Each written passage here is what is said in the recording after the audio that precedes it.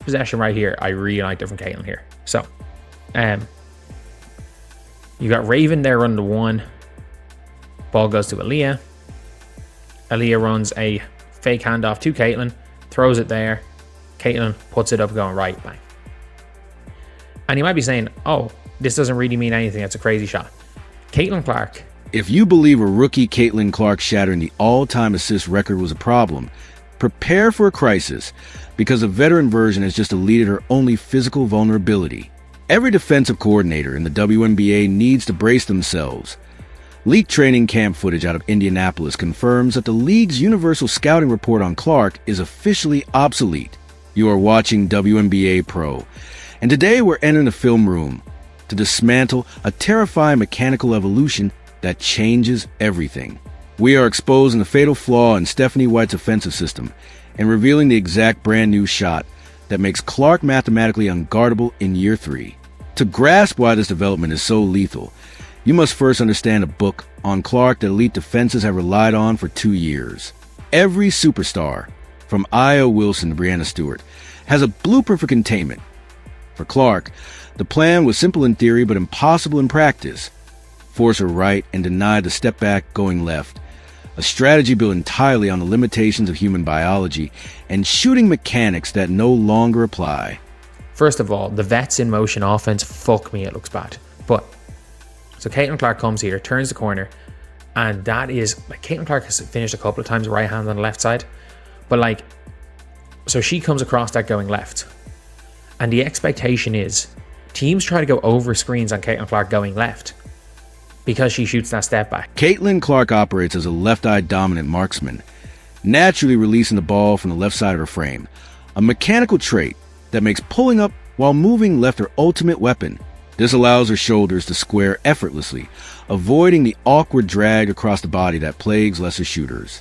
Consequently, WNBA defenses have spent years obsessively hunting her left hand, fighting over screens to crowd her space and prevent the deep-range dagger. The league-wide strategy was clear. Fear the left-hand triple, but live with the right-hand drive or pass. You force a generational talent into their secondary options and pray for a miss. However, the latest training camp footage has effectively incinerated that playbook. The book on Clark hasn't just been closed. It has been burned to ashes by a player who has mastered the very movements the world thought were biologically impossible. Possession right here. I really like different Caitlyn here. So, you got Raven there running the one. Ball goes to Aaliyah. Aaliyah runs a fake handoff to Caitlyn, throws it there. Caitlyn puts it up going right, bang. And you might be saying, oh, this doesn't really mean anything. That's a crazy shot. Caitlin Clark. Analyze the specific possession with precision. Aaliyah Boston initiates a fake handoff, and Caitlin Clark explodes off a flare screen moving toward her right. Historically, a catch in this direction meant a predictable outcome, either a hard drive to the rim or a reset to her dominant left side. But that limitation has been deleted. Watch as she catches the ball on the move and instantly launches a jumper directly from her right hip without a hint of hesitation or the need to bring the ball across her frame. This is a fluid, high-difficulty mechanical evolution that has never been part of her consistent professional arsenal until now. For a left-eyed dominant shooter, the ability to catch and fire seamlessly toward the weak side shoulder is the ultimate offensive cheat code, an elite skill possessed by perhaps only 2 other players in the league, Paige Buchers and Courtney Williams. By adding this weapon to her bag, Clark hasn't just improved her game, she has broken the fundamental logic defensive coordinators use to contain her. And that's the thing where people are like, oh, people know the game plan for Caitlyn. It's like, well, yeah, everybody knows the game plan for everybody. Like, Michael Jordan literally came out and said, I have the game plan for LeBron in 2013, and goes, if LeBron goes right, he's going to the basket. If he goes left, he's pulling up. And then, like, a week later in the Eastern Conference Finals, he drove left and took a layup on Paul George and basically said, well, they said I was going to pull up one. In 2013, Michael Jordan dropped a legendary defensive blueprint on LeBron James, publicly exposing a critical flaw.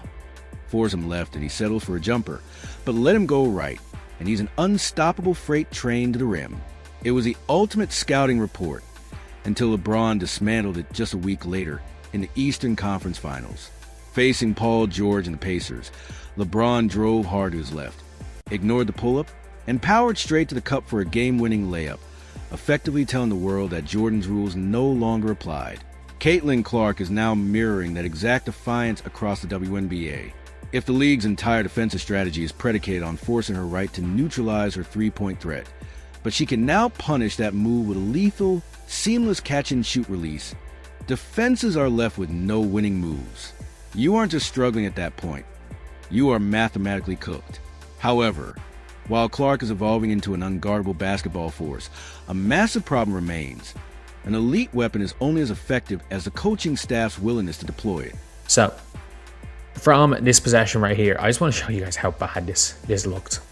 So Maisha Hines-Allen, the ball comes in from pick and roll. It's on the wing.